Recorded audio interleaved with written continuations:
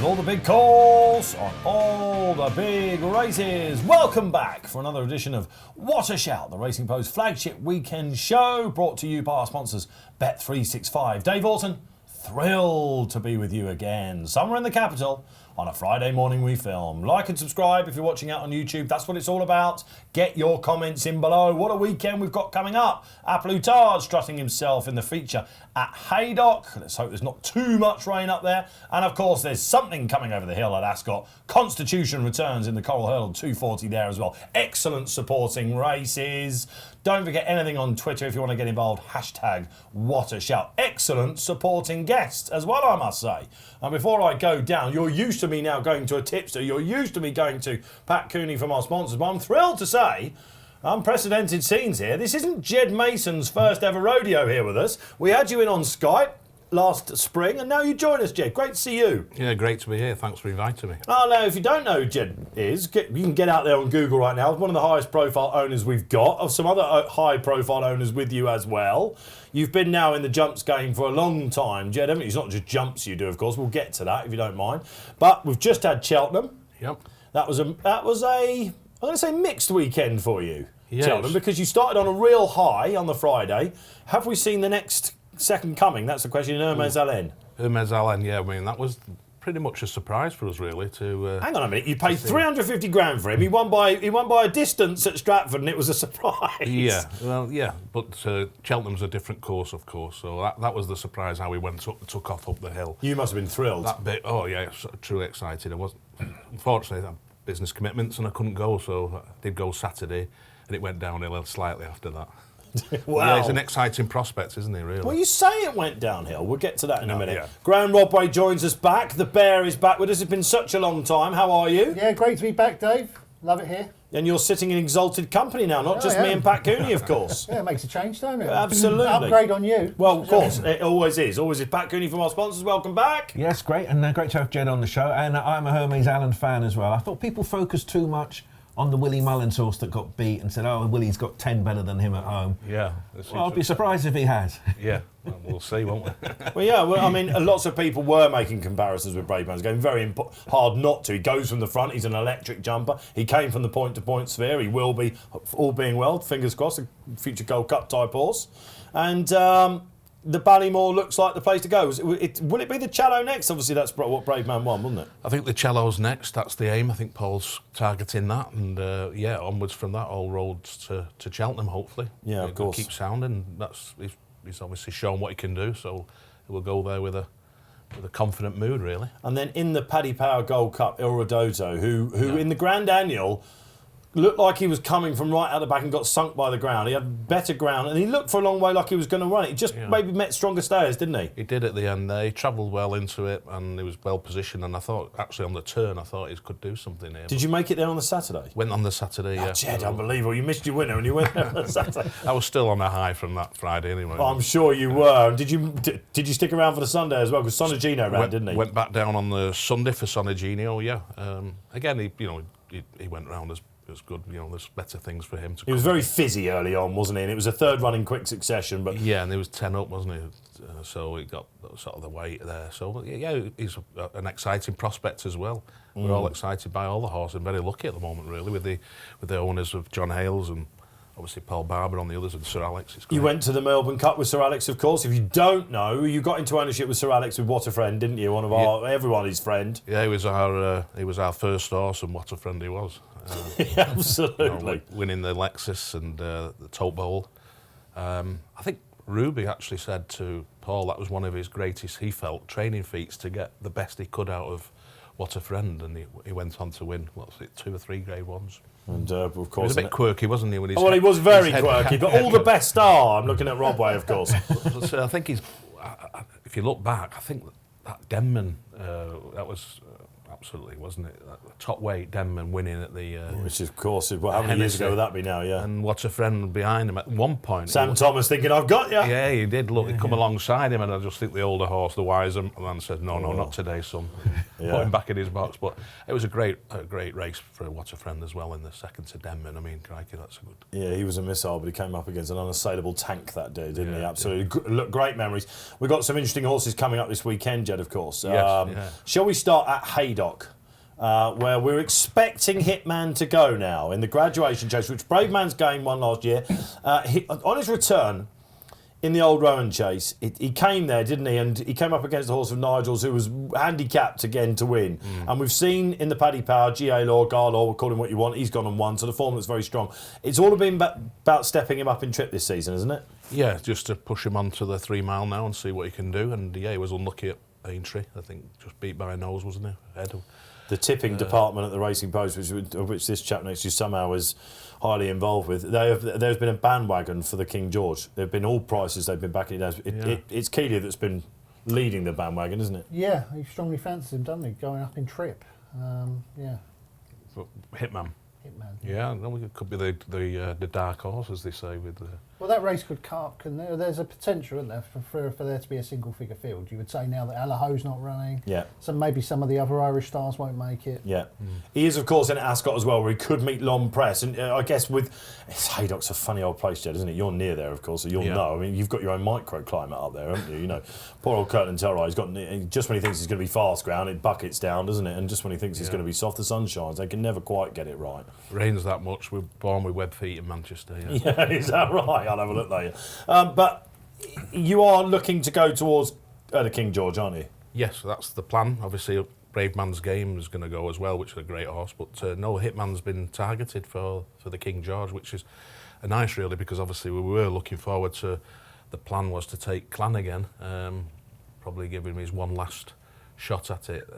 So, no, having Hitman as well to be entered for, that'd be fantastic, great for us, really. You're a highly successul businessman, and we can see why, Pat, can't we? Because if you look on Jed's Twitter space, it's actually, you wouldn't know that he was into horse racing. You think you were into boxing at the moment.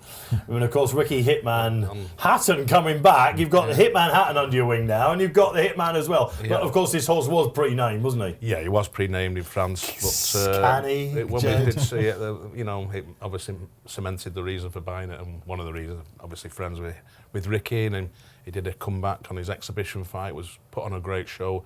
I'm really chuffed for him.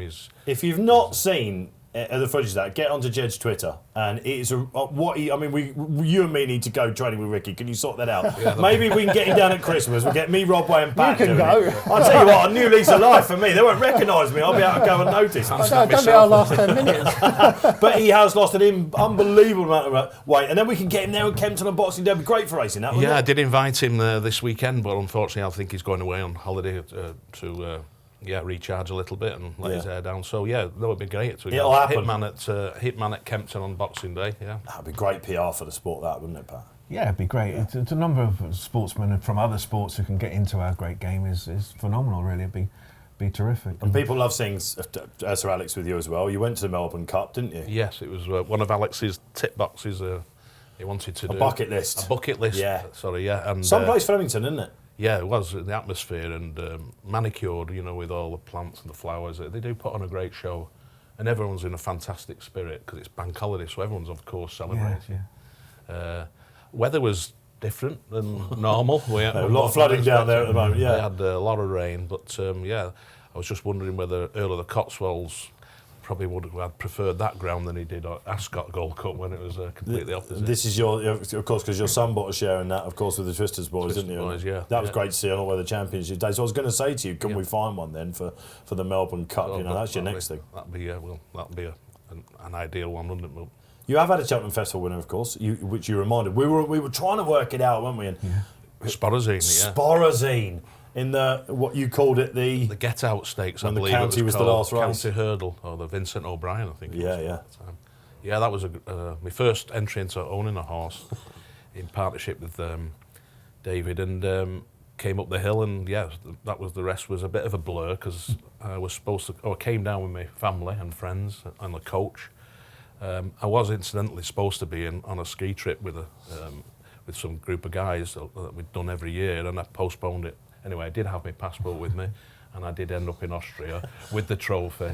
They'd all been on it on, I think it was a 9-1 on the day. So I was greeted by, a fanfare of red wine and celebrate. But my wife then phoned and said, "What time are you back from Cheltenham?" I said, "Long story, I'm in Austria, love." So yeah, anything can happen if we had a big win, and I've never had a winner since at the festival, so maybe she was right to say enjoy it, because you might not have a winner again. You're not one of these like superstitious owners, are you? You weren't there for Mazal end, so you're not going to go. I mean, no. You know, no. You're not keeping you away from that, for goodness sake. No. Well, look, we wish you luck with him. We've talked about Hitman. Of course, we've got a couple of others talking about probably what everyone would call your flagship horse at the moment is Protektorat, of course, right? Yeah, we've Who's just won. Is this his cup final, Graeme? You seem to think it is. This is my argument during the show, is that surely tomorrow is Protektorat's Gold Cup. I don't think tomorrow is Aplutar's Gold Cup. The Gold Cup is going to be Aplutar's Gold Cup. But if there's one race all season that you look and you think, that's perfect for Protektorat, it's surely that Haydock one. You knew the ground was going to be soft. This is his day, isn't it? This is his cup final. Yeah, and Dan's focused on getting him there to Haydock, and it will be. It's a big one, isn't it? The Betfair Chase. I mean, obviously the Gold Cup's great to have an entry, and we're going there serious contenders from third. Would it be fair to say if you're going to beat Aplutar, it will be at Haydock on Saturday?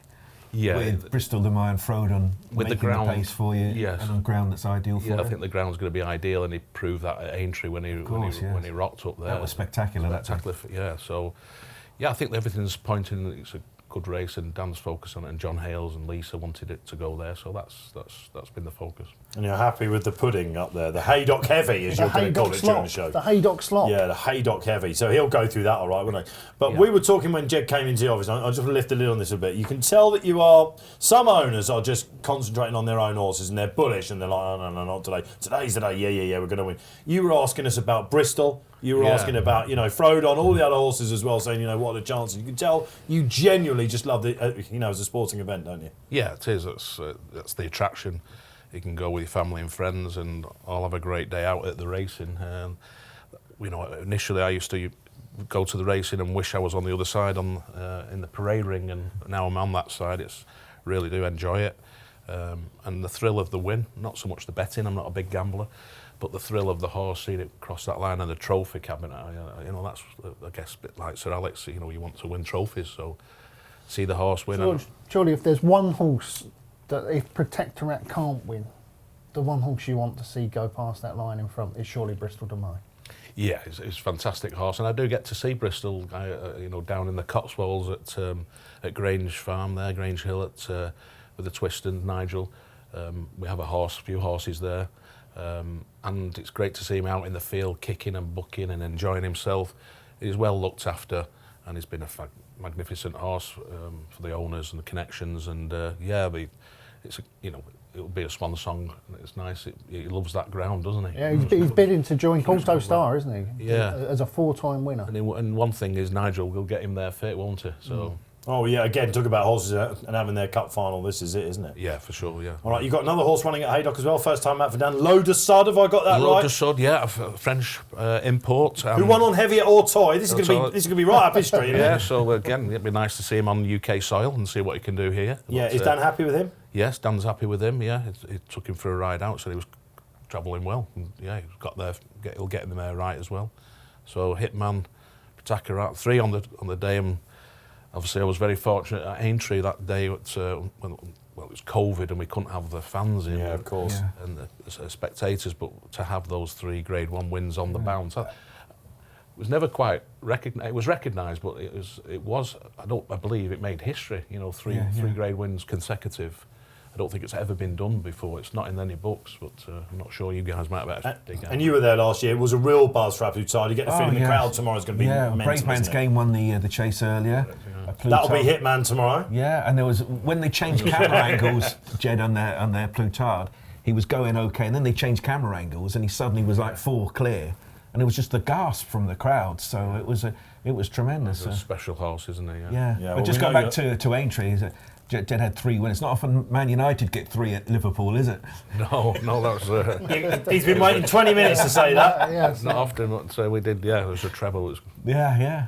Yeah, Terrific stuff. Don't worry, this was never going to be a Piers Morgan interview for you. You're all right. Jed is a big Man United fan. If you don't know him, good friends with Sir Alex as well. Well, look, wasn't that an absolute pleasure for you? And you've now got all the rest of our guests for the rest of the season will be quaking. But they've got to come in and sit next to these two buffoons if they're going to have the pleasure of being interviewed by me. I've got off light. I've not been grilled really. Yeah, you have got off light. He's hardly Jeremy Paxman, is he? No, quite, absolutely not. Jed, it's been an absolute pleasure to have you with us. Thanks for coming in. Thank you very much. Wish you all the best of luck. Thank you for having me. Yeah. Oh, a quick word on Clan Zobo. Plans, yes. Yeah, he's been in his box, obviously recovering, and will start some light work, I think, soon. Whether Paul is going to just assess him, really, whether he's going to be back in for the spring. We know he's a spring horse, as we've seen. Yeah. So, again, the top bowl would be the aim if he was to come back. If not, we'll just do the right thing and let him come back naturally, have a year out. Seemingly that Punchestown race when he bumped into Allo took a bit out of all of them, didn't it? Because we're not seeing Allo at the moment either. So yeah, no, Allo was spectacular that day, and we did afterwards meet Mr. Broomhead, and very sad what happened there, and my respect to him.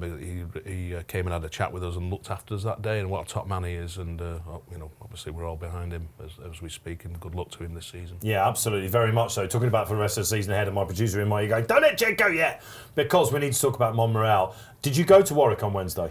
Went to Warwick on Wednesday, yes, yeah. When you bumped into the Arkle winner? Yeah, yes, John Boone, yeah. He was very impressive. He jumped. His jumping, I think, his expertise there, it takes you to the sword in that he gains a few lengths on his jumping. Yeah. Montmoral jumped well, I felt. That was the plan B for him, of course, wasn't it? Because he was going to go to Cheltenham. He was going to Cheltenham, so we're glad we got the run in while he was still, Paul had him ticking over. And his first time over fences, you can't be disappointed with that at all. I think he's up against a superstar, and you just know where he's at, and I think he'll improve from that first run. Would you be thinking about moving up in trip as a potential Turner's horse? I think so. I think Paul's thinking, and John maybe 2-3, 2-5. You've been thinking about that for quite a while with the horse, and I remember speaking to Paul when he was in, just before he was about to go to Aintree, and he said, "Will he be a Turner's horse next year potentially?" Yeah. I think so. I think we'll go. We'll assess it the next time when we see him over that distance. Yeah, he certainly ran to his mark. It looks like John Bond could be the 2-1 for the Arkle. You said that was a good price. Yeah, I thought 2-1 was a fair price. I thought he was wildly impressive. He jumped beautifully, and as Jed said, like the way that he just let himself stride away, and suddenly the other two horses behind him, Montmoral and Westcourt, were just struggling to stay with him. Yeah. He's obviously got lots of pace. He's a very sound jumper. 2-1 for the Arkle. I could see him being a lot shorter on the day. Right, and will Montmoral be moving up in trip? Now, we said that you like celebrating. We've got a VT here of you that I've been told. This was you on Badger Beer Day. And again, another horse that we all loved, and this time in Sir Alex colours. This was when Give Me a Copper one, wasn't it? It was. Give Me a Copper, yeah. Tell you what, Jed, you're cutting a slightly different figure there. I'll tell you what, you've been working out with the Hitman since then, I think. Yeah, and my son's there, Matthew, shouting him along as well, and Alex and I... It's not until you goes to the last fence do I start to get excited. All eyes on the cup of tea, we're being told here. I think it was tea. Obviously, champion trainer, champ there. Paul knew after probably 3 hours. Here we go. Good job it was coffee and not red wine. Did you get a hairdryer lobbed at you after that one? No, it was full of celebration. Yeah, it was great. It's amazing, isn't it? The enthusiasm that Paul Nicholls has still got for the game. Like he has been champion trainer, 12 times, 13, maybe 14. He still loves it, doesn't he? 13, yeah, and he's going after the baby pipes, Martin Pipes. But yeah, he's a great trainer, Paul, and he communicates well. I've said this before, he makes you feel like you're the only owner in the yard, and he wants to win. He's got that ingredient, and he's just like Sir Alex in that department. Once they've won a trophy, right, okay, what's next? Always thinking ahead of the horses. One's as good horses in handicaps, like we saw with Frodon, of course, in that very race. Picks the right races and gets them well. And, he's had some brilliant comebacks as well, hasn't he, with horses from injuries. So hopefully, fingers crossed, he can get Clan back and we'd have a nice last season with him. If he doesnn't, we'll retire him, and I'm sure. But let's hope he gets him back fit. Yeah, absolutely. Fingers crossed for that one. Well, this is it now, Jed, all right? So thanks very much. All the best for the weekend ahead. Ged Mason, what a treat that was. Let's delve into the big race previews then. Mammoth race previews then for you at Haydock and at Ascot then. We'll kick off at Ascot then. It is the Chanelle Pharma, Pat, and some classy acts here. Yes, we have a Cheltenham Festival winner, Lom Press, who is currently odds on to win the race. But the last time we saw him, he was getting beaten at the Aintree meeting, and you could say, yeah, but that happens all the time, doesn't it? You win at Cheltenham on testing ground, you rock up at Aintree a couple of weeks later, and they get beat, and you don't really worry about it. So on balance, Lompress, you could say he's a worthy odds-on favourite. He now, of course, got Hitman in the race, and Hitman does receive £3, which is interesting. And Hitman does have the advantage of a recent run, and a really good run at that as well, at Aintree. I suppose you could say Hitman, the knock on him is he doesn't win many races, does he? But his overall level of form is pretty good. There's a body of work in our office that loves St Calvados. Every time he runs, they tell me, look, you got to back him. He ran well in the King George last year. But for his sins, he's got to give weight to Lompress and Hitman. And he has David Maxwell. Lovely guy, but, there'll be money for him because there always is. We love Maxi. We love shouting him in here. Yeah. It's great to watch him. And you couldn't rule him out on official ratings. Cool Cody's going to make the run-in, we know that. So it's going to be a fair test of stamina. I just like the idea of Hitman with the recent run and receiving £3 from Lompress. And I would rather be a backer him at odds against than Lompress at odds on. I just want to keep with you for a second, Pat, because this will be a pivotal horse for a lot of people at that price, and everyone's, Lompress comes from that, and the road back from the Gold Cup starts here, doesn't it? Yeah. Venetia's had quite a slow start, hasn't she? It's fair to say. She hit the ground running last couple of seasons, but for whatever reason, it has been a slower start. This is now the acid test. Yes, yeah. If this horse gets beat on Saturday, then you would have a question mark about the stables horses. But what will that do to the price? Does that mean that people are going to worry about it? Because we won't know until he runs. Yeah, I think with Lompress, there's so many short price accumulators going to be on Saturday, and there's going to be him, Constitution. You're going to have A Plutard as well. There is that high quality short price banker, treble and accumulator locking around. I don't think, as it stands, bookmakers are going to be mad keen to take him on because we're working on the basis he is the most likely winner. But you're very much thinking, well, one of these is going to get beat, and you might get lucky, and you might get 2 or 3 beat. But Lompress, first run of the season, I just prefer Hitman's claims, really. I know he struggles to win, but it was a good run at Aintree, wasn't it? Are you on this King George Hitman bandwagon that seems your department seems to have been punting out a bit? I mean, he's been firing blanks, hasn't he? Oh, he surely needs every horse in the King George to fall to have any chance of winning. Surely. Okay, all right. Let's let's delve into it. You quoted yourself. When he goes and wins it, of course. But I don't fancy him for the King George at all.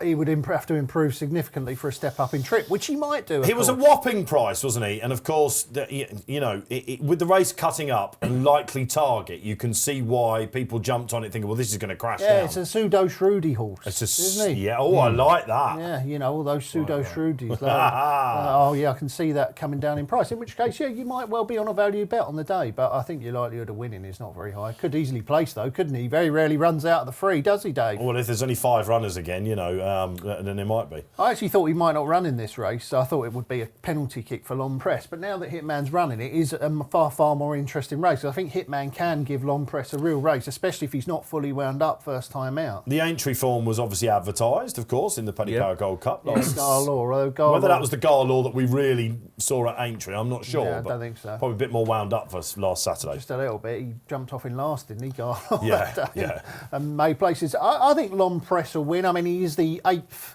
best horse on my power rankings in Britain and Ireland. I expect him to step up from there as well this season. It's just going to be a long advert for power rankings. You just come in, you've had your head down with these power rankings. This is why we've not seen you, and now you're coming out. This is a full-on Trump sort of campaign. Well, Hitman doesn't even register in the power rankings, Dave. So we're looking at the 8th best horse in Britain and Ireland, and I think with the scope to improve and be even better than that as the season goes on. The one worry is that it's first time out and Venetia's not flying. So that is a slight concern at odds on, but on what we know, should win. Yeah, I make him a good thing as well. Forget Aintree, it was just one run too many for him. He's a course and distance winner and he'll see off Hitman. All right, OK, let's go to Haydock, shall we? Fingers crossed all is well. I mean, you've got to feel sorry for Haydock. They've got their own microclimate up there. It was nearly good to firm at the start of the week, and now we're going to be talking about near heavy ground probably, which always seems to be the case at this meeting, Pat. But the 225 is a well-established staying handicap over hurdles. Used to be the fixed price, but we see some very good horses there. And we've got the Cez winner, of course. Yeah, and it's quite interesting with the Cesarewitch winner, Run for Oscar, trained by the ultra-shoe Charles Burns. Now, I was at the Cesarewitch and I spoke to him after the horse won the Cesarewitch, And I was asking him, what do you think of the horse's handicap mark over hurdles? And he said, oh, I'm quite happy with his handicap mark over hurdles. So I said to him, well, I suppose you'll just be turning up, all roads now lead to Cheltenham. And bear in mind, this was a month ago. And he said, oh, no, there's a handicap hurdle at Haydock. When you told me this story when we were coming in this morning, you actually did an impression of Charles Burns. I'm glad you've thought better of it. So I was thinking, wow, how he's just mission accomplished winning the Cesarewitch, and now he's already thinking where he's going to run next. And he did actually nominate this very race. Now, I don't suppose he was thinking he's going to be top weight on heavy ground, so we're suddenly finding reasons to beat him. But he did. I said to him, oh, why is that? And he said, well, he won on the flat at Haydock, so, there's no problem with the track and everything else. So he's an interesting one. I wouldn't be thinking this horse is running here as an afterthought or as a prep race. He nominated it as his very next race, but not for me off top weight, really. And there's other horses in the race. I look at a horse called Might Eye of Harry Fry, and this has just got bandwagon written all over it, hasn't he? The public latch onto these. Dave Jennings put him up in the ante. He got loads of stick, Dave, because he's been banging on about this project forever. Yeah. Thinks he might be a stayer's hurdle, of course. Yeah. No, we should reference what Dave said is quite right. Paisley Park a couple of years ago, the great Paisley Park, before he went on that remarkable run to the top ring. Yeah. He won this race. And Harry Fry, of course, the public latch on to Harry Fry horse. He's very much like Roger Varian on the flat. You think, oh, this will be a group horse in a handicap, a Grade 1 horse handicap. And you look at Might Eye's form. Who did he bump into last year? Constitution Hill, John Bon. Yeah. And you think, well, that's really good form. He's bred to stay all day. Bred to stay. His half-brother Statler is a 4-miler at, Irish Grand National type. Yeah. So you'd imagine he's going to improve for the trip. He's got that form second at Constitution Hill, placed behind John Bon. His races off a 142. No, he was rated 135 last season. So the handicapper has put him up £7. So it's not like he's ahead of the handicapper in that respect. But as I say, he's a bandwagon jumper of a horse. I can see the tipping lines going for him and public really getting onto him. Other horses in the race. A Good Risk at All is a talented horse. Very popular horse. Another popular horse. Now, he went up £6 for winning last time out. Goes well on the ground. First run over 3 miles. Don't know, but Haydock's not that. He was entered in the Coral Hurdle, of course, which we're about to come to. That's right. I think he's an interesting horse. Yeah, I quite like the idea of Good Risk at All. But if you're a Mai Tai backer, there'll be plenty in the queue looking to back him. I'm sure he'll go a favourite, not run for Oscar. And it's amazing. Well, maybe you're, man of the people, as I said. Maybe your legion of fans will listen to this and think, well, actually, if Charles Burns straight away after the Cesarewitch on the flat at Newmarket said, one eye at Haydock all of a sudden, we're not putting him away till Cheltenham now. Yeah. And of course he has one on the flat there. I'd be surprised if Run for Oscar doesn't go off Fav personally. What about you, G-Rod? Yeah, I think he could. He could well go. I can see the argument for both because, like, Might Eye is a sexy horse, isn't he? I just think that Haydock this weekend it's not really going to be about what is the best horse. It's going to be about who can handle the Haydock heavy, Dave. It's different, isn't it, up there? It's like swimming, isn't it? Bristol the Mayo loves it, doesn't he? And you get these sorts of horses that go up to Haydock and they swim through that mud and they absolutely love it, and others absolutely hate it. And I tell you, I've got one in here that I think will absolutely love that mud. Please. Holstone. You like him? The tumbleweeds emojis are going out in a minute. Talk to me about this, chap. Well, he won in Haydock Heavy last year, didn't he? I think he won a graded race there, but easily by 9.5 lengths. All of his best forms on really testing ground, a lot of it at Cheltenham. He is obviously, I think, 11 years old now. But he did come back and finish second behind Good Risk at All, the horse that you mentioned earlier, Pat. Over 2.5 miles, which would have been a trip well short of his best. He was quite easy to back in the market, so I think he might well have needed the run. And I think maybe they've had this race in mind, and I think he might step forward from that reappearance. He's got his conditions. He loves Haydock Heavy. Sure to run well, isn't he, Holstone? He came back after a biblical absence, didn't he? And won a graded race there. Great to see. When I remember Sam Tristan-Davies kept down. He's got absolutely no chance tomorrow, though. Brinkley is the one that you should have mentioned in here. Brinkley? For the Pipes. What? Who used to always take aim at this. The Pipes are doing really well, by the way. Yes, did you see Ramsey's come back at that Warwick John Bond card? Yep. They're getting them ready again first time. Dave's had a couple of blows, and he losing Adagio, and of course at a veteran horse, of course, which was very sad. And I don't know. I just think that Brinkley won first time out last year. He's going to be a fun horse for them this year. He's in the native river colours, of course. Yeah. And he'd be fine on the ground, I think. And he's got a future as a staying hurdler. It was between him and another horse that I really like. Interesting, they're not going chasing with complete unknown yet. Yeah, I thought he had a really big chance. He loves the slop, as we saw at Sandown. Whether it's the same Sandown slop as Haydock Heavy, I don't know. You've coined another phrase there. It was very soft that day at Sandown when he won, and he stayed on very strongly. He was beaten next time at Perth. It was better ground that day. This is a proper betting race, isn't it? Yes. This is a really good handicap. Oh, We've known definitely. a lot of talk again about small fields this weekend, and yet sad times continue there. But we've got a couple of belting handicaps, and we should celebrate. Just in the back of my mind, we're complete unknown. Is this just a prep run for a switch to chasing, or is Nicholls going to have him really revved up? I think he thinks he's still well handicapped. He is. He's a big boy as well, isn't he? I think it was just first time out, so it swore me to Brinkley. Right, let's go back down to Berkshire for one of the races of the year there. Whether you're a Royal Ascot fan or a Jumps fan, the Coral Hurdle isn't always a belter. We've seen, there was some absolute pearlers win this. I must say, Pat Cooney, in recent years, it tends to go to more of a stayers hurdle type. But right now, we're seeing the best hurdler that we've seen for a long, long time, right? Yes, he might be the best hurdler since Pegasus, mightn't he, Constitution Hill? Now, the key thing is 2 miles, 3.5 furlongs. That's all I've got, really. I can't really give you much more than that. He had one run in a point-to-point over 3 miles, and he just got chinned on the line. Yeah. I suppose that means he'll get 2 miles, 3.5. Nicky Henderson obviously doesn't think it's a problem. He was super impressive at Cheltenham, wasn't he? I think, when you hear people saying, was it a fluke because he won by so far? Well, maybe it wasn't. Certainly Nicky Henderson is full of praise about how well the horse is working. I'm a bit disappointed, Willie Mullins. He's got 6 entered in the Morgiana at the 5-day stage, and he's won this race a couple of times before with some good ones. Annie Power won this race before. Surely he could have won one of his 6 possibles for the Morgiana in this race, and just see what he's got. It is a tad surprising, G, isn't it? That someone's not gone and just tested where they are, done an Aiden, if you like, on the flat. Yeah, let's see how good they really are. Yeah, it is. But I can't wait for this race. Can you, Dave? For Pleasure is in it, okay, and Goshen's in it. Goshen, of course, returning to hurdles. If you Gary Moore in that camp, you're thinking, do me a lemon for Pleasure. What are you doing here? They thought they might get an easy lead. Yeah. They're now going to have to take one, aren't they? Goshen. Oh my Goshen comes back. He's a really good horse, isn't he? He adds definite flavour to the race, thank goodness. On a right-handed track on testing ground, Goshen is a very, very good horse, but he's not, an aeroplane, is he? And I think the dilemma for the opposition is, do you ride your race to finish as close as you can, or do you try and win the race? We got the likes of Bruno Upperstorm, who's a 9-year-old now, and we'll be pot hunting around these Grade 2s up until the National Spirit and stuff like that. I think they're all going to try and have a go. We saw at Sandown on his return. He didn't mind boggy ground this chap. They roughed him off after Cheltenham, which was quite interesting as well, wasn't it? They could have, of course, gone and have a crack. And bearing in mind he only started in December, this time last year we didn't know who Constitution Hill was, unless you were close to the yard. So they kept him wrapped up. So thankfully he's back. 5-4 at the moment with you guys for the big one. He is, yes. Doesn't sound like a bargain, really, does he? He's got to come out and do it all over again. Well, he's got to give weight to Honeysuckles a bit little, and we can go on a whole new programme about that. But, for Saturday's race, he's round about 1-4, 2-7.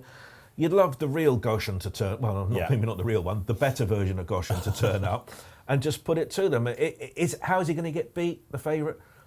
It can only be stamina, really. People will be doing the data distance in this race and all sorts of things. And watch out at the Racing Post. Our tipsters will be telling you exactly how they think you should be playing it. It could be a case of data distance, all being well, that the Betfair Chase is on at 3 o'clock on Saturday, because from the classiest stacked over hurdles to the classiest stacked over fences, Pat Cooney, Plutard comes back for another demolition job. Was it 22 lengths that he won by last year? Yeah, and I was there that day, and the writing was on the wall turning into the home straight. I think they suddenly switched camera angles, and there was a big roar went up from the crowd when they realised, oh wow, this is going to be some kind of performance. The thing with Plutard, I suppose, from a bookmaking background, you tend to try and get them beat rather than sing their praises. And I suppose I can give you, it's going to be extremely testing ground. And Plutard, although he won this first time out last year, has been beaten 3 times on its seasonal reappearance before, so it's not automatic you're going to see him at his very, very best. Of course, you'll have Bristol de Mai bowling along. Frodon will be bowling along as well. So he's going to have to be plenty fit. You suppose he will be. it just depends how testing the ground is going to be, really. I think at 7 or 4 on, you can let him go, really. I think there's going to be value in the without markets. Yeah. And of course, you've got Protektorat, who was super impressive at Aintree on terrible conditions. My eye's drawn a little bit to Eldorado Allen, though, who I thought ran very well in our Charlie Hall Chase at Wetherby. Was staying on very, very well behind Brave Man's Game. He could just be the sort of horse that, the connections just say, well, let Bristol and Frodon do their thing. We don't have to worry about A Plus Tard. We'll run on and pick up the pieces, which he pretty much did in the Charlie Hall Chase. So I could look at merit in backing him without the favourite or forecast A Plus Tard to beat him if I were having an interest in the race. But that's how I'd be playing it. Yeah, OK, all right. Very interesting stuff then. Where are you sitting with this? Are we going to see another demolition or? No, I think this is the lay of the day, A Plus Tard. Don't get me wrong, I think he's a fantastic horse. He's the best chaser on my power rankings, but I could not have him at 4 to 7 in that race at all. On Haydock heavy, I think there's serious doubts about this horse handling the ground. We know that Protektorat will love it, right? Yeah, we know Protektorat will love it. We know Bristol de Mai will absolutely love it, right? I don't think A Plus Tard will have faced conditions like this in his career before. And as Pat says, he has been beaten a few times first time out. They are not going to want to bottom this proper Gold Cup horse out first time out at Haydock. It's not all about Haydock tomorrow. It's about Cheltenham in March. They're not going to want to take him to the trenches tomorrow, I don't think. So he obviously is by far the most likely winner. If he turns up in his Gold Cup form, he will thrash them.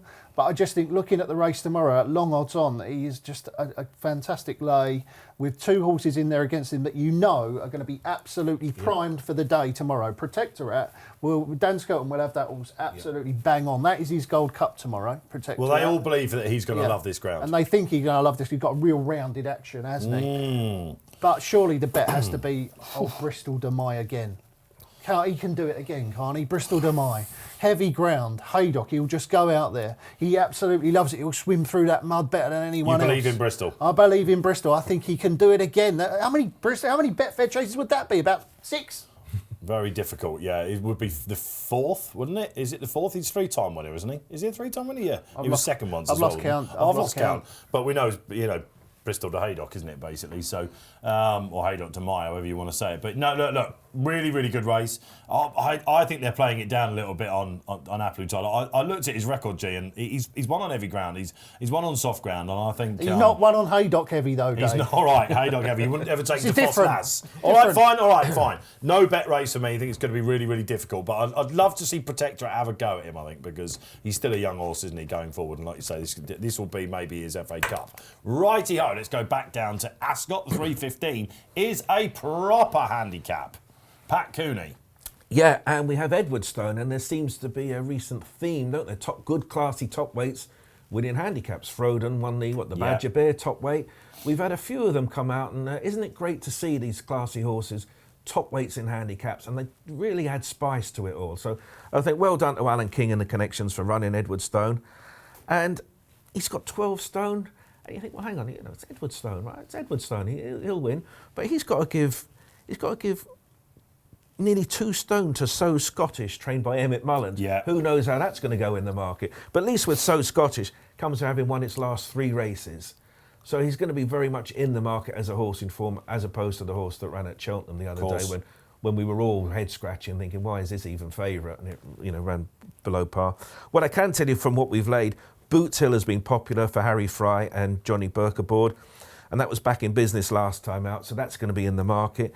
It just depends where you stand with Edwardstone. If you think he's the real deal, and he's the class act of the race, and classy horses are going to get away with it, then he's round about 3 to 1 at the moment, and I'm sure that's going to be of some sort of appeal. He doesn't normally start as big as 3 to 1 in his races, but he's got to give weight to some decent horses who are in form and have got recent form to the name. Time White won well here a couple of weeks ago. Before Midnight's a talented horse. Kilteely Bridge, he's got a recent win. Bootle, as I say.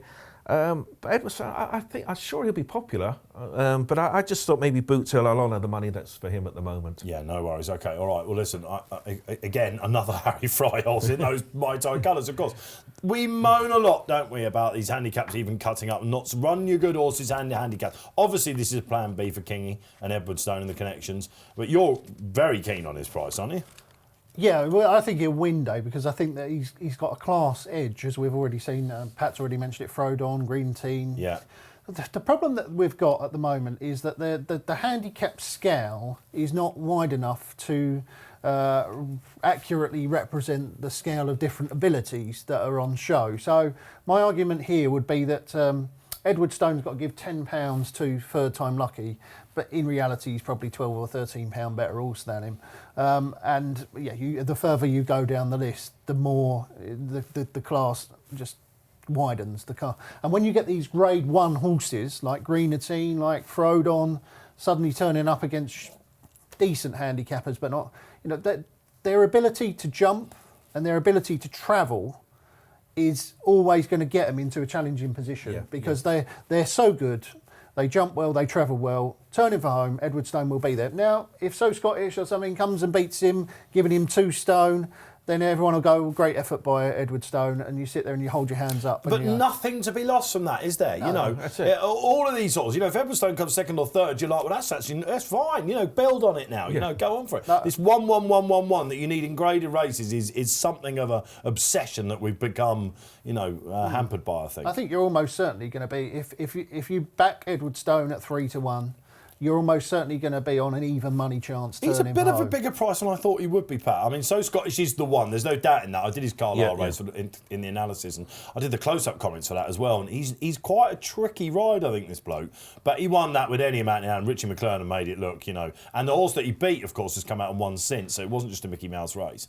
And he's the one that will be I think he's the one, obviously Time White won very well there last time, probably softer ground for him, but this is an absolute treat. This is if there was no Constitution Hill, no long press going, you go for this, of course, just on its own. It's an absolute belter. Yeah, I'm going to say we've got a whole host of Cheltenham Festival winners running this weekend. The more I think about Edward Stone, I think whatever you fancy in the race, you should at least have a saver on him. Yeah. Because as Graeme says, that you're bound to look up with 2 to go, and he's going to be bang there going well. And if he gets done on the line, Desert Orchid, Panto Prince-esque, then so be it. Yeah. But you're going to get yourself a good run for your money if you're back in Edwardstone. You know that for sure. There you go. What a treat then to end the Saturday previews. And usually we can whittle through them, and it's all about pace here on What a Shout. But that was a meaty one. Let's hope you enjoyed it. Well, you lucky people out there, we've got a special offer for you here at the Racing Post. Black Friday is coming up. You're seeing it everywhere at the moment. Well, it happens in racing as well, believe it or not. Let's see exactly what that details for you here at the Racing Post. Members Club, stay ahead of the field. £10 per month, just a tenner for your first 3 months. So look, you can use the link in the video description to find out more. You get absolutely everything in there. One day, maybe they'll agree to put the power rankings on there as well. Black 22 when you're joining up. Go to the Members Club. So easy to join. A Sunday treat for you here on What a Shout, because terrestrial television makes its way not just domestically but over to Ireland as well for the icing on the cake over this Morgiana hurdle, which is basically starts the road to the champion hurdle for the Irish hurdlers. And Willie Mullins has all but one, Pat, of the last 10 renewals. That was 2020 when Abracadabras won. And he saddles 3 today. A lot of talk about could this be a clean sweep for the stable? No other runners, but thankfully Noel Meade and Gordon Elliott have stepped up as well. Yeah, and Willie's obviously taken the race very seriously. I'm still disappointed he hasn't sent one of his non-runners in this to take on Constitution Hill, and if you get beat 10 lengths by Constitution, you go, oh, that's fine, I've got one 12 lengths better than it. So I thought he should have sent one over as a marker, but maybe he knows how good Constitution Hill is all along and doesn't want to take anything over to race against him. I suppose if you look at the champion hurdle betting, you'd say we're State Man with Paul Townend aboard on Sunday. It's going to be the horse to beat. Good progressive profile. We've not seen most of these for 200 and odd days, though, so it's hard to get an assessment on what's really working well. The one thing I would know for sure is Sharjah is going to be fit and ready for this race because he's won it twice already. He won it in 2018, 2021. Don't be confused by the jockey bookings there. It is Patrick Mullins' ride. So maybe Sharjah, because he's going to be primed for this. Anything else throughout the season is going to be a bonus. I suppose State Man will overtake him eventually in terms of, on the form book. But an intriguing race, and then really just follow the market for this one. The market's going to be very much the key to it all. All right, so Sharjah are bidding for a third win in the race then. And a lot of people, State Man, G, when we were doing the big jump off, we had nowhere really idea where to put him, did we? Stay as hurdle? Does he go arc, or does he go, County Hurdle winner, of course? Does he go, up and down? The way they were talking about him last year going into the Cheltenham Festival. It was just, it was very succinct, wasn't it? Banker. He's our banker, he's our banker, he's our banker, despite whatever else they had running. And he really pulled it off, didn't he? And then we saw, that he was well up to this class. Sharjah, of course, is the one to beat in this race, though, isn't he? No, he's not, is he? He's a 9-year-old now. He won it last year. He then won at Leopardstown as well. The one thing I would say about Sharjah, we didn't see him after that. He did take time to get on top that day, though. From memory, they omitted a hurdle again, didn't they? And it wasn't really up his street. But I don't know. I'd be fascinated to see how the market plays here, because it's a real head-scratcher. There's a lot of love for Sharjah, isn't there, around? He's been a brilliant horse over the years. Yeah, he's been a very good horse, but he falls short of the top grade, doesn't he? Without doubt. Do you think State Man will be a champion hurdle contender for William? I do think that State Man could be a champion hurdle contender. Well, actually, when I came away from the Friday last year of the county hurdle, I immediately, in my mind, thought, well, what price is State Man for the champion hurdle next year? Because Willie's not really got a proper champion hurdle horse. He will want one. They've been saying this is a Grade 1 horse. The time was exceptionally good in that county hurdle. I think it was a very, very strong running of that race, and he went through it like an express train, travelled beautifully. He's number 12 on my power rankings at the moment in the hurdlers. State Man. And he races number 5. And is Sharjah's above him? No, Tihupu. Tihupu's number 5? Yeah. What's that based on? Here we go. This is why people watch this show. Now, tell us about this, because look, I've seen it as well this week. A lot of people saying, how's he working this out? And how does Tihupu get to number 5? Because there is a bit of opinion base in there as well, isn't there? Tihupu was very, very impressive, and everyone seems to forget this, when he won the race at Gorham Park. Was it he the thrashed Mills trial? Yeah, that was when he just didn't beat Calixios for once. Yeah, he absolutely thrashed Durasso and I think it was Calixios again, in quite a good time that day. It was only 9-1 for the champion hurdle, wasn't it? Yeah, on testing ground. Now, the wheels fell apart, didn't they? The wheels fell off on the next 2 runs last season in the champion hurdle. I fancied him for the champion hurdle. I thought he'd beat Honeysuckle. But I think that he's probably a real heavy ground specialist. Looking at his form now, I think we can probably say that on very heavy ground, Tihupu is the 5th best horse over hurdles in Britain and Ireland at this moment. And is the ground going to be very heavy here, Dave? It's probably going to be in his favour, is it? I would have thought so. So, although I think in the long term, by the end of the season, I expect State Man will be ahead of Tihupu in my power rankings. But right at this moment, on very testing ground, Tihupu, 7 places ahead of him. He has to be the bet, doesn't he? So he's a bet on Sunday for you. And Gordon Elliott's flying again, isn't he? Sharjah doesn't even make the top 20 in the power rankings. Poor old Sharjah, always underrated, isn't he? Well, all right, fair enough. Well, personally, at the moment, I would have him on top going into the race. I reckon this, like we've said about some horses at Haydock, I think this will be his FA Cup. In your power rankings, I don't really know. Would you have him in the top 10? I don't know. I don't know what else is in there. What else is? Obviously, you've got Constitution at the top of you. Yeah, Honeysuckle. Honeysuckle. Is it RPR based, a lot of it? Epatante, Not So Sleepy. Yeah, Not So Sleepy is the one that basically angered everyone. Why? Well, we're going to talk about this over the weekend. Well, you can explain it to me in greater detail. Stick with us this weekend on the Racing Post. You're going to find out a lot more about this. I would have Sharjah in the top 20, I think. He's a multiple Grade 1 winning owner, including this last year. Tihupu, has he won a Grade 1?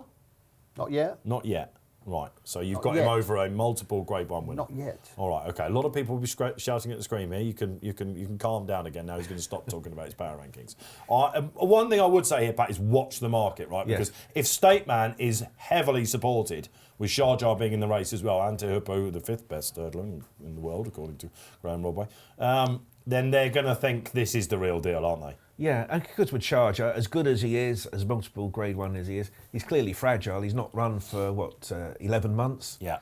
If he's easy to back in the market, then, it all points one way to State Man, then so be it. There you go then. Absolute Sunday sizzler for you here on What a Shout. Isn't it great that you can watch it all domestically on ITV? Nap time. I'm thrilled to say, unbelievable, stop the clock. We had a clean sweep of naps last weekend, would you believe it? And I'm going to try and do it again for you. The 103 at Punchestown, it's the Craddockstown Novice Chase. It's been won by some hardcore hopefuls down the years. And Galway specialist can transfer his form. He's in the form of his life, this horse, for Shark Hanlon. It's not Hewick, it's Hallowed Star. Really like the way he's going about his business over fences. I think he can take this for the Shark. G-Rod, bring it back domestically, please. Yeah, 150 at Haydock. Minella Drama. I think this horse really likes Haydock heavy.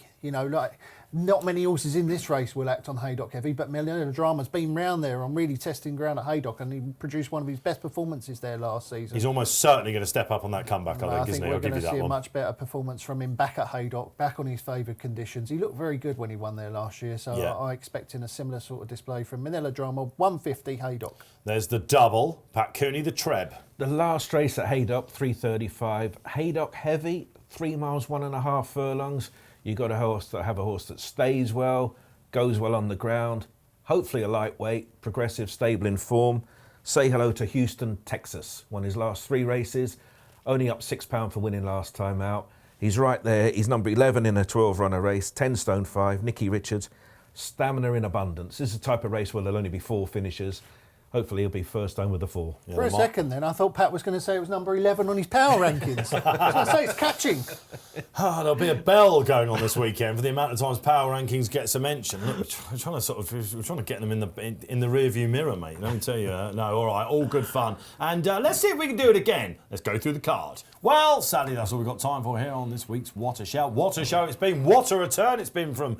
I don't know what to call you these days. I'm going to find something to do with rankings. Rodway's rankings, I suppose, isn't it? Rodder's rankings.